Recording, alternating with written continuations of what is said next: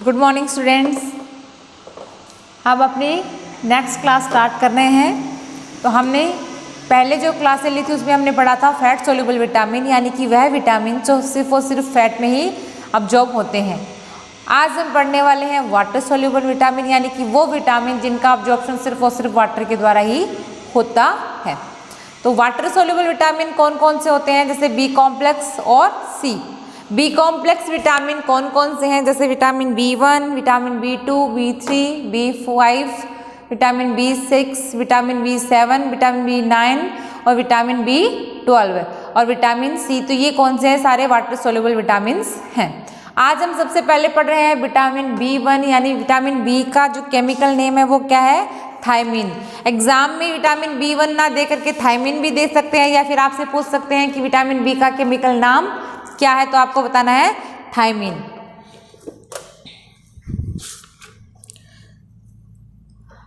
Thymine is a water soluble vitamin, कि जो thiamine है वो क्या है, एक वाटर सोल्यूबल विटामिन है। It was isolated in 1926 by Johnson and Donath from rice polishing, यानी कि सबसे पहले सन 1926 में जॉनसन और डोनॉथ ने राइस पॉलिशिंग के दौरान इसको आइसोलेट किया था या इसके बारे में खोजा था। It is essential for the utilisation of carbohydrate, यह क्या करता है, कार्बोहाइड्रेट का यूटिलाइजेशन करने में मदद करता है या उसके लिए बहुत ही आवश्यक होता है। It is stable to acid medium and destroy autoclave at temperature 120 degree Celsius for 30 minute.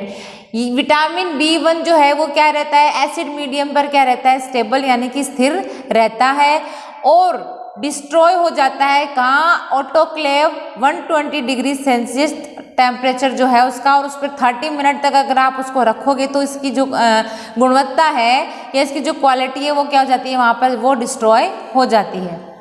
फिर हम बात करते हैं कि विटामिन B1 के फंक्शंस क्या क्या हैं, इसके कार्य क्या क्या हैं। तो विटामिन बी का जो फंक्शंस है वो क्या है, सबसे पहला कि it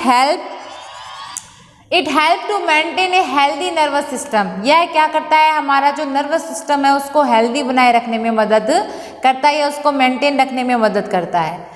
it is required for the normal appetite and digestion, यह क्या करता है, हमारी जो नॉर्मल एपिटाइट होती है यानी जो हमें भूख लगती है उसको, प्लस जो डाइजेशन होता है हमारा उसको क्या करता है, बनाए रखने का काम करता है। यानी इसके कारण क्या होती है, हमें समय समय पर जैसे भूख लगना और जो खाना जो है वो इजीली डाइजेशन उसका हो जाता है।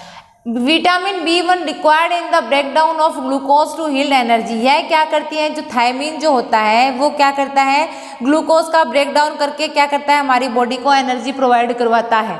तो अगर विटामिन B1 की कमी हो जाएगी तो जो थायमीन है वो नहीं रहेगा, तो क्या होगा कि जो ग्लूकोज है उसका ब्रेकडाउन नहीं होगा, जिससे क्या नहीं होता है, हमें प्रॉपर एनर्जी प्रोवाइड नहीं होती है। जैसे कि हमने ऊपर पढ़ा था कि यह क्या करता है, जैसे कार्बोहाइड्रेट का यूटिलाइजेशन करने में भी मदद करता है। ठीक है, अब हम बात करते हैं इसके सोर्सेज की, कि भाई विटामिन B1 के सोर्सेज कौन कौन से हैं, कहाँ कहाँ से हमें विटामिन B1 जो है वो अवेलेबल होता है।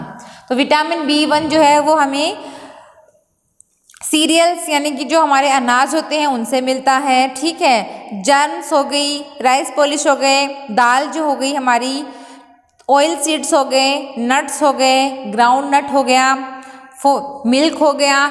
इसके अलावा जैसे कि राइस है, इन सब से हमें क्या मिलता है, विटामिन B1 जो है वो प्रचुर मात्रा में मिलता है। अब हम बात करते हैं इसकी डेफिशिएंसी की, कि अगर विटामिन B1 की कमी हो जाती है हमारी बॉडी में तो हमें कौन कौन सी कमी जो है वो देखने के लिए मिलती है।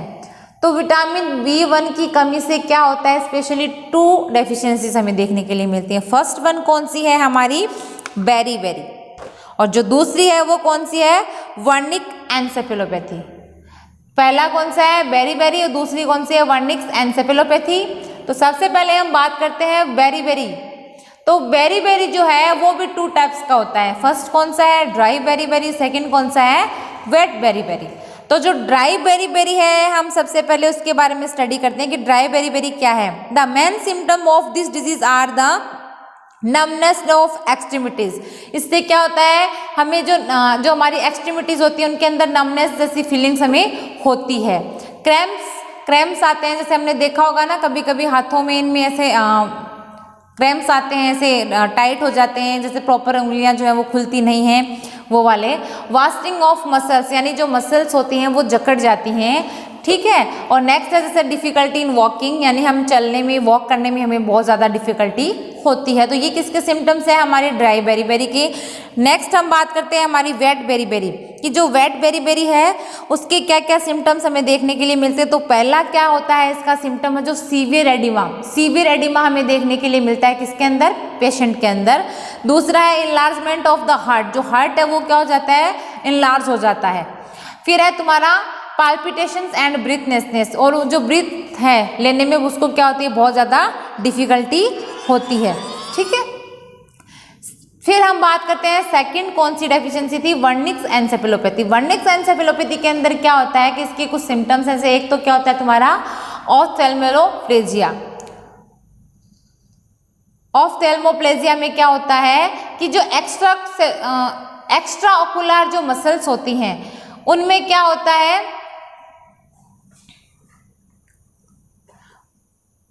वो प्रॉपर अपना फंक्शंस नहीं करती हैं, तो जिसके कारण क्या होता है कि जो हमारा आई मूवमेंट होता है वो क्या है? प्रॉपर नहीं होता है, ठीक है ना।